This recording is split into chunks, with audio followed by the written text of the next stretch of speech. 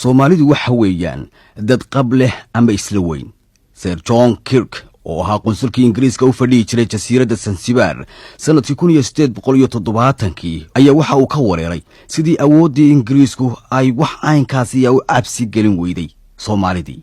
Mas'uuliyiintii Ingiriiska ahaa ee bariga Afrika oo Soomaalida kula kulmay gobolkii la odhan jiray Jubaland dhammaadkii qarnigii 19 ayaa waxa raali geliyay oo ay ka heleen Soomaalidii ay arkeen. Sir Arthur Hardinge oo isna Zanzibar ka noqday qunsulkii Ingiriiska ayaa waxa Soomaalidu sida ay u xaali jireen uu la jecelaystay oo uu kala mid dhigay sidii dadkii sarsare iyo caaqiladii dadkii Ingiriiska iyo Scottishka ahaa ay waayadii hore u noolaan jireen. waxaana uu ku tilmaamay Soomaalidu inay sifooyinkan lahaayeen oo waxa uu yiri horta waxay ahaayeen dad raganimo leh culumada da'da waaweyn ee shuyuukhda ah iyo bidaartoodu sida qaab kale ee ay u go'day iyo gadhka timihii ciroobeen ee caddaaday muuqaasi sida uu yahay ayaa waxa uu Sir Arthur sheegay inay u ekaayeen uun beeraleydii Ingiriiska. indhahooda saafiga ah iyo fahmadooda degdega badan iyo eegmadooda ayaa waxa ay ka soo jeedeen nolol caafimaad badan oo aanay waxba shaashaynin sida waxyaabaha dadku qaataan ee tamarta lagu kiciyo. dadka Soomaalidu fikrad ahaantay ayaa waxa uu yiri waxa weeye dad aan si naba loo agdhigi karin dadka degan qaybtani Afrikada ah haddii ay tahay maskax iyo geesinimaba.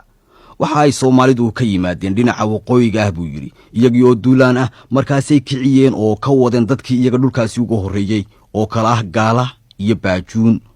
ma aha buu yiri dad ka baqaya qoryo iyo hub loo qaato. wax yar muddo ka dambeysay waqtigii Sir Arthur Hardinge ayaa Sir Charles Eliot oo ahaa gudoomiyihii Ingiriiska ee bariga Afrika ayaa waxa uu faallo ku sheegay in Soomaalidu ay iyaga qudhoodu isku arkaan kuwa ama la mid ah Ingiriiskii ama kaba sii sareeya.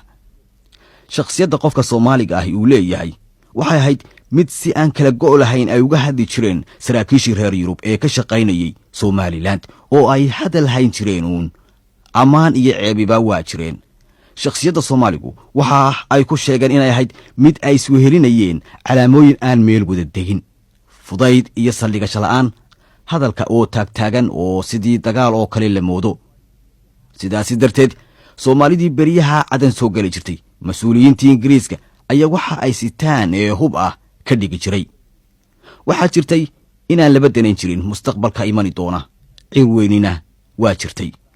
waxaa jirtay is-ammaanid xad dhaaf leh iyo sharaf weyni aan bini aadamka cidiba ka sharaf weynayn. qadaris xumo iyo kibir seetada goostay oo matalan haddii uu gaal soo agbaro qof Soomaali ah tiyo gaalka loo jeedo ayaa candhuufa qofkaasi uu ku tufi jiray dhulka. qabka qofka Soomaaliga ahi inta la sii buunbuuniyay oo lagu sii dardaray ayaa waxa dhacaysa in aan cidiba wax u sheegi kari jirin waayo isagaaba isla toosan oo dacu weyn oo laga soo galo uma bannaan jirin cidnaba. fikradda ninka Soomaaliga ahi uu iska qabo ayaa waxay ahayd qof la soo barbar dhigo oo lala sima ha jooge in uu isagu ka wanaagsan yahay nin kasta oo jira. haddana iyada oo sifooyinkaasi ay jireen ayaa waxa kale oo jirtay madax bannaani iyo keli-kelinimo iyo martigelin ama wax tashiirid ama kala reebreebid joogto u ahayd noloshiisa.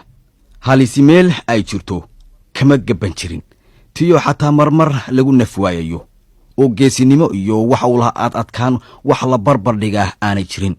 dhulka uu hooyga ku leeyahay waxa uu u dhaxeeyaa lamadegaan iyo kayngaab odaxley ah oo uu noloshiisa ka heli jiray.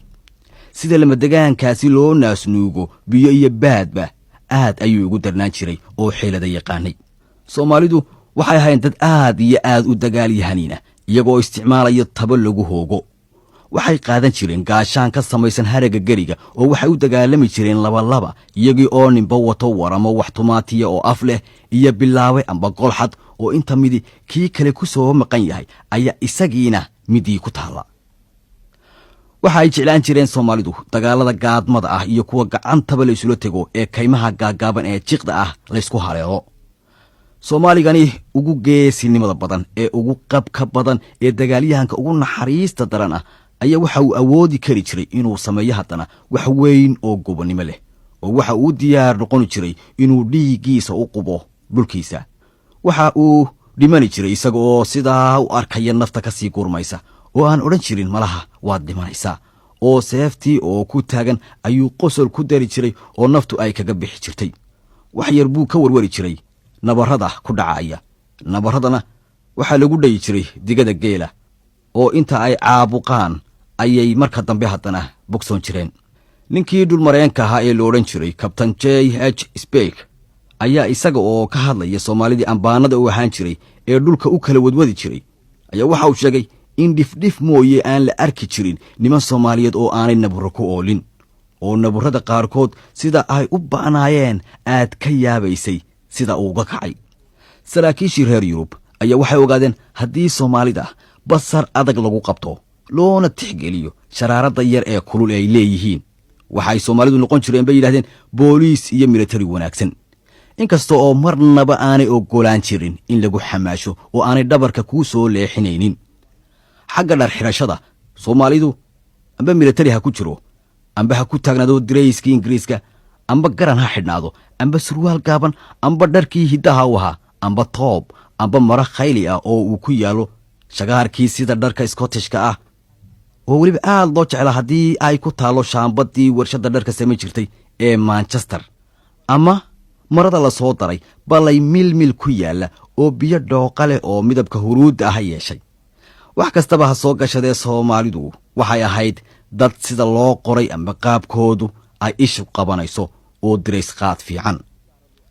tani waxa si gaar ah loo arki jiray marka ninku uu ugu xoog badan yahay ee uu isku buuxsamo isagii oo galkii seefaha noocyada kala lahaa ee tolkiis gacan ku sita ta kalena gaashaan qaabka wareega oo kala leh oo ka samaysan haraga geriga amba wiisha amba goodirka gal yar oo isna harag ka samaysan oo kitaabkii quraanka ahaa uu ku jiro oo inta suun haraga tacalada loogu xidhay qoorta laga soo lulay oo halkaas barbarta sidaa uga soo dhacay xagga diinta Soomaalidu waa muslim wanaagsan oo waa sunni walow ay xumad jidbaahi ay ku jirtay sida marka nin darwiisha amba wadaad diinta uu u marinayo intaan meel baad leh loo guurin ama marka la doonayo in weerar la qaadayo lagu soo guulaysto xagga haweenka sida loola macaamilo Soomaaligu waxa uu ka soo dhex baxay dunidii muslimka ahayd haweenka xijaab lagu ma hayn jirin oo waxoogay xorriyada oo aan dunida carabta lagu haynin ayay qabeen Soomaalidu waxay haayeen dad safsafra oo socodka ku daran nasiina la'aan iyagii oo socoteen jiray oo wax badan aan qaadan jirin oo haddana goor walba guurguuri jiray ayaa waxa loo yaqaanay oo loo oran jiray dadkii bilaa barkimada ahaa